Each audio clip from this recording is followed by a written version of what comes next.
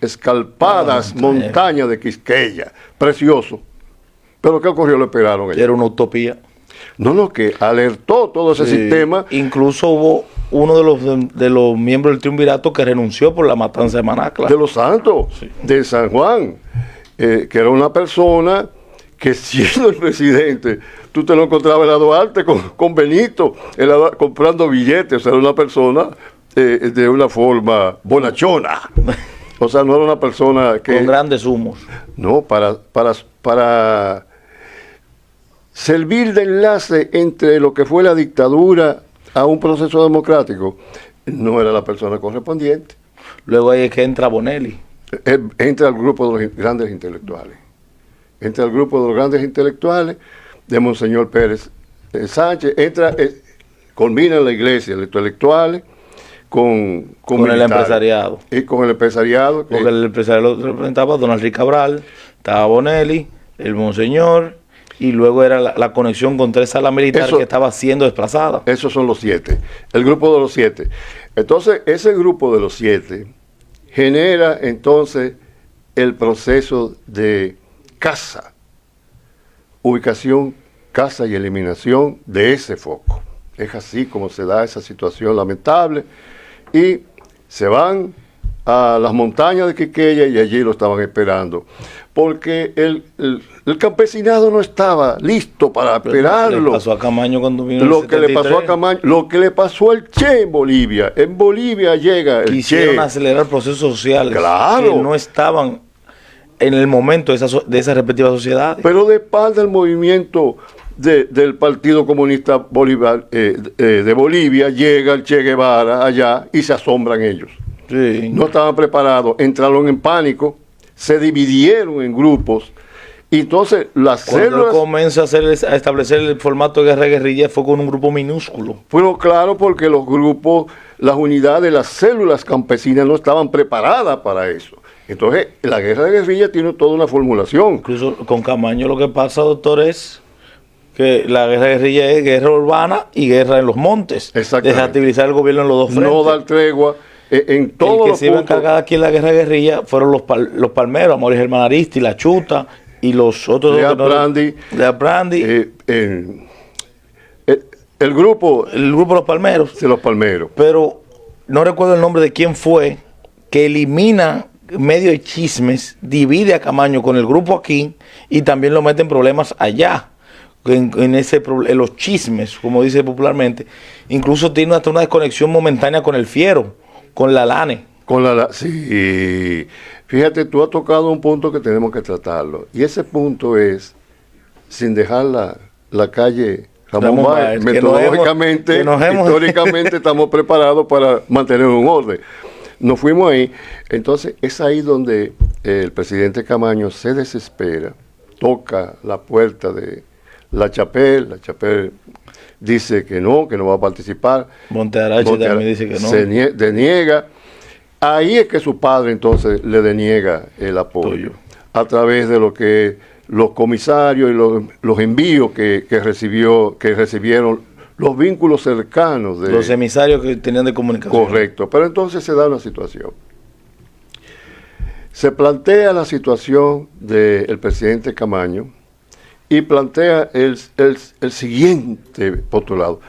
Dice, bueno, tengo que estar listo para morir. Plantea la misma de Ilia Capace. Cuando retiraron, dice uno, nace donde nace, pero uno escoge donde muere. Sí. Ya yo escogí aquí. Le decía el embajador de Italia. Sí. Famosa. Precisamente a los 3 meses muere. Entonces, que muere en el asalto al Palacio Nacional con Orlando Mazara y Fernández Domínguez. Que Montearache no estaba de acuerdo con ni Camaño tampoco. Ni el mismo Camaño, pero hubo una fuerza de grupo y lo empujaron hacia tomar inefectivamente, porque qué valor estratégico tenía asumir lo que era el Palacio Nacional, sino un riesgo suicida, donde muere Fernández Domínguez, donde se van generando una serie de situaciones, porque iba un grupo entrando por la 30 de marzo y un grupo entrando por la Doctor Báez, así es.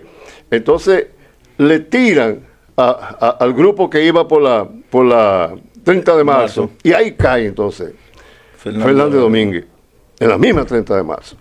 Entonces entra el grupo de la Ramón Báez con Camaño al frente y tratan de ir hacia la puerta y arremeten contra ellos. Héctor Laristi, que estaba al lado, que siempre era... Héctor Silvestre Aristi. Héctor Silvestre Aristi. Entonces, que era el enfático, ordena... Que fue el ministro de la presidencia. El ministro de la presidencia. Entonces, él ordena que disparen hacia las tropas que estaban apostadas en la puerta principal. Y ahí hubo que replegarse otra vez, demostrando que no era una estrategia tomar el palacio. Eso no era una estrategia lógica. No era una victoria, era una victoria pírrica. Una victoria pírrica con un saldo de muerte y de pérdida muy alto. Que no lo lograron. Si de haberlo logrado hubiera sido una victoria pírrica.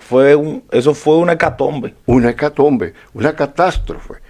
Porque estaban los destroyers de la Marina en el litoral sur, y estaban unas células élites de las Fuerzas Armadas estadounidenses dentro del palacio, con francotiradores con una capacidad que fueron los que mataron. Como el francotirador que estaba en el Molino. Bueno, ya el moreno de Atlanta, del Molino. Que unificó a los bandos enfrentados porque lo estaba matando. El MPD, el PSD, se unificaron porque lo cazaban como con inteligencia. ¡Ta! Cuando salía el moreno. Pero así mismo los hombres rana fueron... Lo liquidaron y lo tiraron de allá. Sí. Bueno, pero el caso es que entonces se da esa situación que el presidente Camaño entonces pide una cita con Fidel Castro Rush.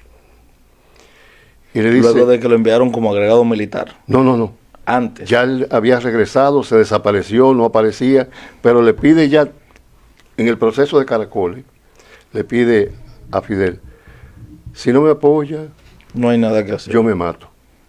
No, Pero el propio Fidel Castro le dijo antes de venir aquí para la embarcación de Caracoles, es una locura, no hay condiciones. Cuba no se compromete al apoyo de esa empresa. Eso incluso el griego que iba piloteando el barco era un informante de los servicios de inteligencia norteamericanos. Y estaban ubicados siempre. Nunca hubo un espacio de cancha abierta para ellos operar. O sea, es una fábula decir que fue que lo sorprendieron. No lo estaban esperando, que era lo mismo. Y dejaron que hicieran una trayectoria. Y en esa trayectoria dejaron que desembarcaran en Playa Caracoles y asumieran entonces lo que fue todo el litoral occidental de Ocoa y fueron entrando hacia... que fue una locura. Aquí no hay una altura para desafiar las Fuerzas Armadas de este país. En ese momento, que ya venían de un entrenamiento militar norteamericano, habían ido a Panamá, las élites, y se daba la situación del entrenamiento a nivel de los mandos medios y los mandos infantería y todo eso, y guerrilla, antiguerrilla, que no estaban preparados en ese momento, sino que se prepararon por sobre esa base. Porque aún... con el 14 de junio y los movimientos que se dieron de invasión, Maimón y Tero Hondo y Constanza, no se dio una preparación de las Fuerzas Armadas aquí para enfrentar procesos de esa naturaleza. Entonces siempre fue la colaboración de los campesinos la que dijo, bueno, aquí hay unos tipos vestidos de militar pero con una barba. Hay unos tipos. Entonces ellos, ¿y dónde están esas personas? Mírenlo allí. Sí, porque siempre enviaban a uno, no recuerdo si era Ángel Germán o a cuál era del grupo que enviaban a comprar los abarrotes en esos colmados tradicionales de los pueblos. Esa fue el otro error. El otro error estratégico. Incluso Camaño se llega a presentar, que lo relata Ángel Germán, en El Fierro y también en Caracoles, ante una comunidad campesina. Ustedes saben quién era el coronel Camaño, ese que enfrentó a los gringos en el 65. Sí, ese soy yo y vine a liberar. Ya Román, porque era Román en ese momento, él adoptó ese pseudo... cada uno tenía un seudónimo. Pero él adoptó eso en base, y psicológicamente eso lo vamos a analizar, en base a una figuración de Román. De Pupo Román. Que fue un gran general también de Trujillo. Bueno, el hombre que casado con una prima de Trujillo, sí. Y era el hombre que estaba obligado a sacar a los Trujillo en el complot que ajustició al jefe. En asumir. Y luego, cuando le enseñan en el baúl, donde terminó el hombre que dirigió los destinos nacionales por 30 años con un puño de hierro, por 31 años, se echó para atrás. No. Le dieron órdenes superiores de que no asumiera. Que no asumiera. Pero luego, supuestamente, y relata magistralmente en Los Carpinteros Balaguer, que en el entierro de Trujillo, Pupo Román se presenta donde Ramfis, que estaba dialogando con Balaguer, y le dice, maté a Sánchez, al Augusto Sánchez, al médico que estaba preso, sí, que sabía del complot, Rafael Augusto Sánchez. Sanjay. Y dice, lo maté porque él estaba en el complot. Y Balaguer dice, hacia mis adentros me dije, si este hombre, ¿cómo sabía que él estaba en el complot? Y me di cuenta que él era parte. Y no sé si Ramfis se dio cuenta, pero a las semanas fue detenido. No, quien se da cuenta es la Gilet. La Gilet, que es un general. No, Navajita. Navajita. Que fue el que escuchó que estaba en la ciudad ganadera. Sí. Escucha y dice, hay problema con el jefe. No, mataron al jefe y se replegó inmediatamente. Estaba en el Pony comiendo con unos amigos y dijo, no, vámonos, ahora mismo vámonos.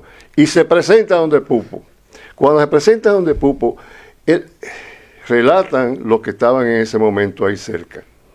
Palidece, se pone lívido porque se delató. No, que era un tipo experto en interrogación y lo miró, le dio una mirada de interrogación y lo desnudó prácticamente. Y él se quedó sospechando, dijo, bueno, aquí hay algo raro, permítame retirarme.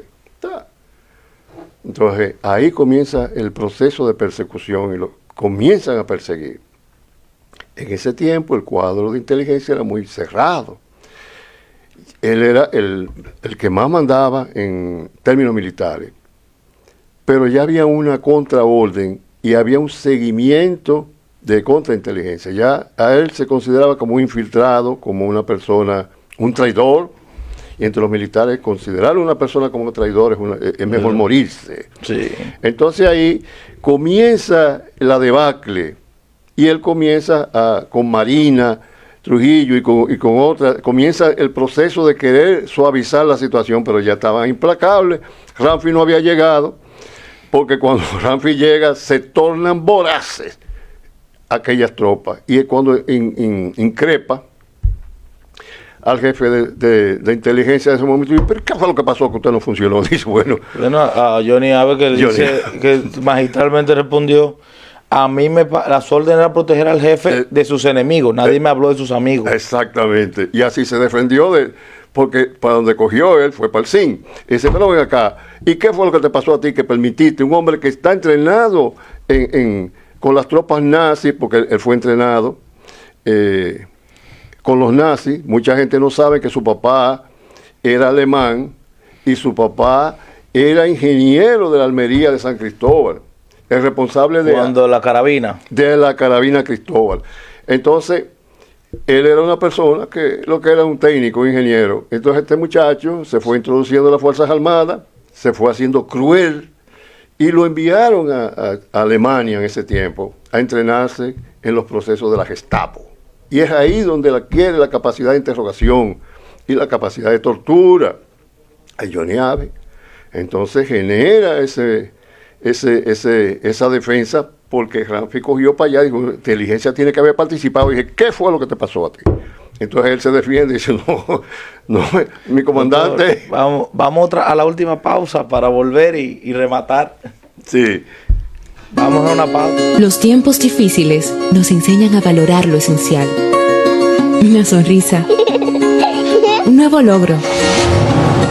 Los que están cerca. Y sobre todo, tu bienestar. El futuro no está escrito. Haz cada momento inolvidable, que nosotros nos ocupamos de asegurar lo que realmente te importa. Dominicana de Seguros, verdaderamente tuya. Limpieza y aseo urbano, recolección privada de desechos sólidos. Si tienes una necesidad constante de una recolección eficaz de tus desechos sólidos, independientemente del buen trabajo que vienen haciendo las empresas recolectoras de basura en el Distrito Nacional, ahí puedes llamar al 809-732-2200. Pregunta por el licenciado Trotsky Ayala o la licenciada Miriam Jiménez. Capa Oscura Cigars, otra de las grandes marcas de la nación tabacalera que es la República Dominicana. Si estás en cualquier lugar compartiendo un traguito y necesitas un puro, ahí está Capa Oscura Cigars con su servicio único de delivery en el 809-285-0710. La Locanda, cucina italiana, más de 25 años llevando los mejores platos de Italia a la mesa de todos los dominicanos a través de sus distintas sucursales. Si quieres saber dónde están ubicadas a nivel nacional, puedes seguirnos en @LaLocandaRD. Tradición italiana para toda la familia dominicana. La Locanda, cucina italiana. Little People es un producto exclusivo para niños sin sal, produce 0 lágrimas, hipoalergénico y sin olor, hecho con ingredientes naturales. Puede conseguirlos en la peluquería de niños Mini Haircut y también siguiéndolo en @LittlePeopleRD. Próximamente estaremos anunciando que estaremos vendiendo nuestros productos en los distintos supermercados y farmacias del país. Little People, línea capilar para niños. Zumárraga Seguros y Consultoría, todo tipo de seguros para ti y tus propiedades. Si tienes alguna necesidad de ser asegurado, ahí estamos en el 809-729-9841. Estamos ubicados en la Luis F. Tomén, número 162. Zumárraga Seguros y Consultoría. Gracias, amable público, por su atención. Metodológicamente establecíamos la metodología de estudio de la historia y establecimos como un eje central la Ramón Báez. Entonces tenemos que volver a la Ramón Báez luego de todo ese periplo que hicimos por todos esos hechos, de los cuales muchos yo fui testigo. O sea, no estoy hablando solamente como un asiduo, pero no diga la edad, doctor. De la Academia de Historia. No diga la edad, doctor. Usted tiene juventud acumulada. Exactamente. Entonces, esa parte de ser protagonista, testigo, me dio la oportunidad de poder vivir en primera línea lo que fueron esos acontecimientos, esos hechos. Entonces, la doctora Báez, quedamos ahí, porque donde está la figura máxima en ese momento.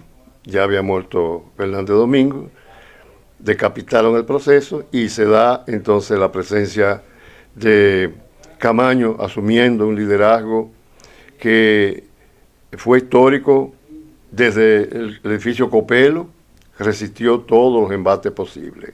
Viene el repliegue, vuelve entonces el proceso de concentración de lo que era la división del gabinete en la Copelo, en el Padre Villini, que era donde estaba el Ministerio de Salud, y se va dando lo que es el proceso de generar lo que era ya no solo el combate, sino la supervivencia de los miembros, y lo que fue el elemento articulador de la capacidad bélica.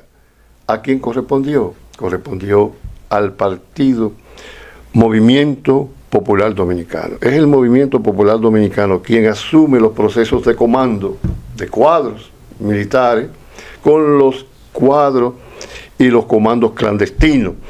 Cuando Inteligencia de Estados Unidos percibe esto, digo, hay un movimiento comunista y vamos a tener una nueva Cuba.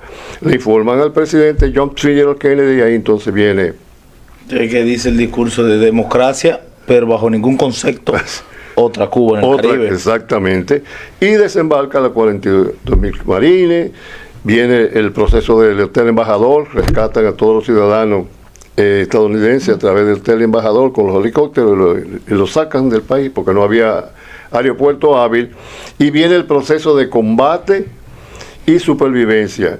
Con el establecimiento de los comandos guerrilleros. Exactamente, con la presencia de un general con una capacidad Westmoreland, con un embajador, John Barlow Martin, en la embajada con una persona, un gran estratega, y con lo que era Schwarzkopf, que luego jugó un papel protagónico en Vietnam y fue el comandante de la tormenta del desierto.